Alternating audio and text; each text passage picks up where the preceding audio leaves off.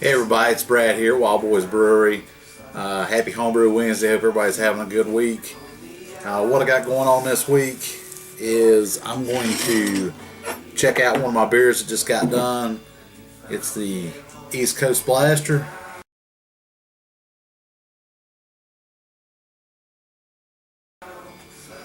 It's a modified version of the American Amber Ale in the Brewing Classic Styles book. There's a recipe right next to that one in the book called the West Coast Blaster, and I hopped this one actually more aggressive than that one is. Just used different hops, but I used this pretty much the same grain bill as the American Amber Ale. It's 5 pounds, 4 ounces of Canadian malting Canadian 2-row, 4 pounds of Maris Otter. It's got 1 pound of wildflower honey in it, 1 pound of Bard's Munich malt, 12 ounces of Great Western Crystal 40, 8 ounces of Dark Crystal Malt 2. I think that's Crystal 120 is what that one comes out to be. And then it's got 8 ounces of Victory Malt in it. So it's got a total grain bill of 12 pounds plus a pound of honey in it. And I use wildflower honey. And then the hop schedule, I did first wort hopping with 1 ounce of Leaf Simcoe. That was the last little bit of leaf hops that I'd gotten from Jake CPU Nut. Then at 60 during the boil, I did half ounce of Magnum. 30 minutes, I did half ounce of Magnum, German Magnum. And then at 10 minutes, I did 1 ounce of First Gold, UK First Gold. And then I whirlpooled half ounce of Amarillo and half ounce of Calypso for 20 minutes after the flame out.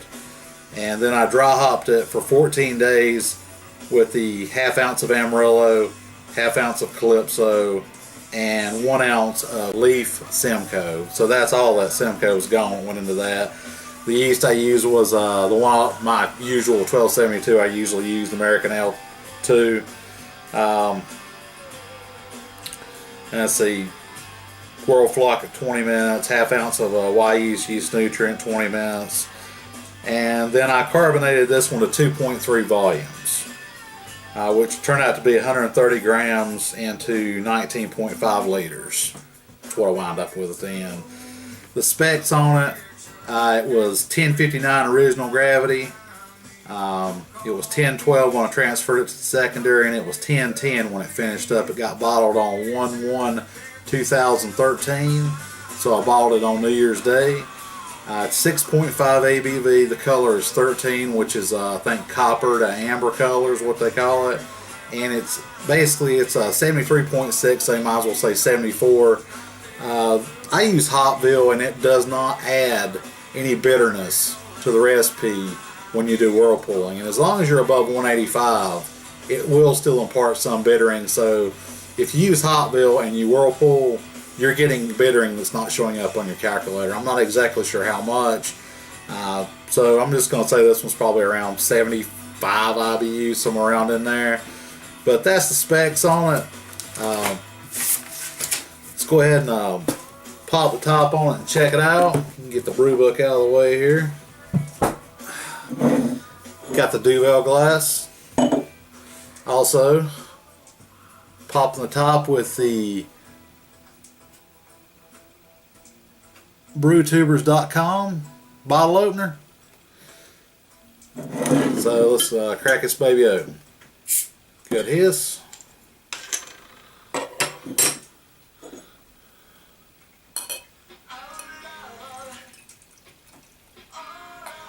It's coming out a nice dark copper amber color.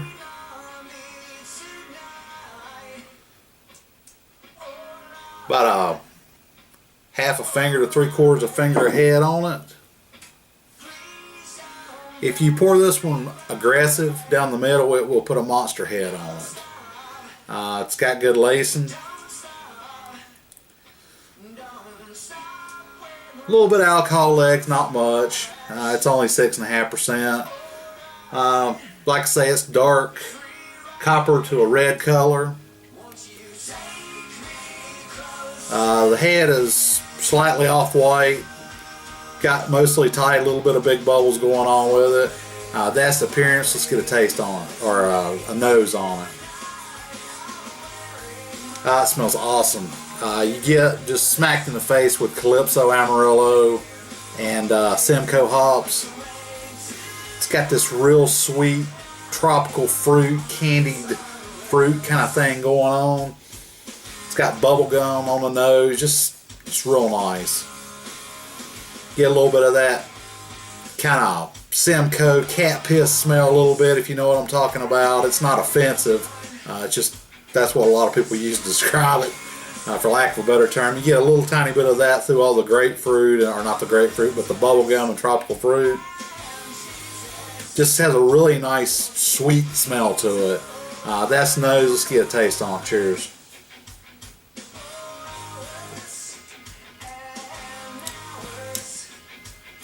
Follows the nose very well. Has kind of a medium thin mouthfeel. It's not a very thick beer. I didn't want it to be. This is basically going to be a new session beer for me. You can see the lacing sticking around on it. Got good carbonation. It's not super bitter. It's beyond a pale. It's below an IPA. That's perfectly where I wanted it at. Even though the bittering is in the IPA range, the German Magnum hops are very clean. You can taste the bittering in there, but it's not coming through and overriding the flavor and aroma hops. It's just, you got that nice, it kind of picks up on those tropical fruits and Simcoe hops and the Amarillo and the Calypso, and just carries them out into a nice bitter finish.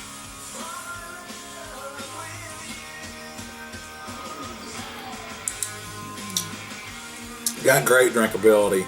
I can pound these things. I already know I did. I drank like 3 of them in about 30 minutes the other night while I was on Uvu talking to some of you guys.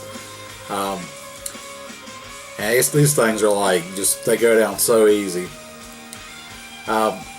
If I was gonna give this one a grade, it'd be definitely A-, B+ range. It's not an exceptional beer, but it's a really good one. It's perfectly what I wanted. It turned out perfectly for what I wanted it to be. A great session beer with more bittering than a pale, but not quite in the IPA range. It's not a grapefruit bomb. It's not a double IPA. It's an American amber ale that drinks kind of like a light IPA. Let my girlfriend take a couple drinks off of this thing, and she does not like IPAs at all, but she did like this one. And so that's kind of, I'm happy with the way it turned out, because if she'll drink one and like it, then I've made a good beer.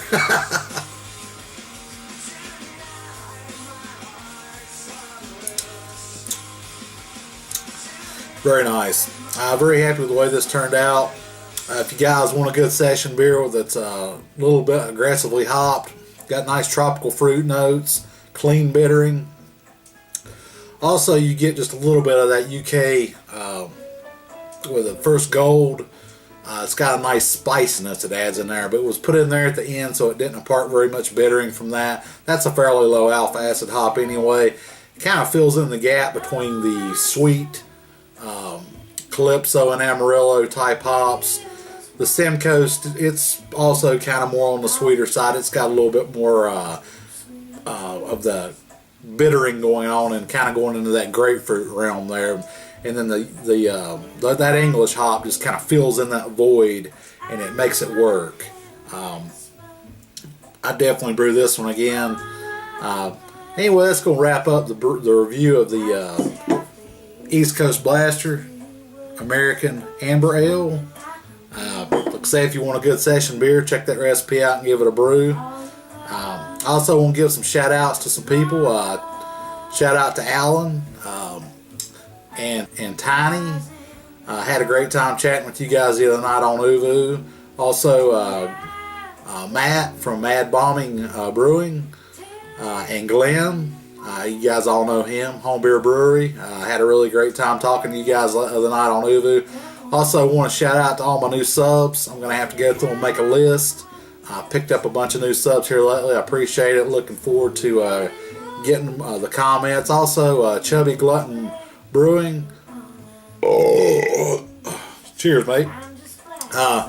Good time chatting with you on the Uvu the other night. Even though we didn't video chat, we just chatted back and forth. That was cool. Looking forward to checking out some of your yeast experiment beers and stuff. I'll go through and get a list and give all my new subs a shout out.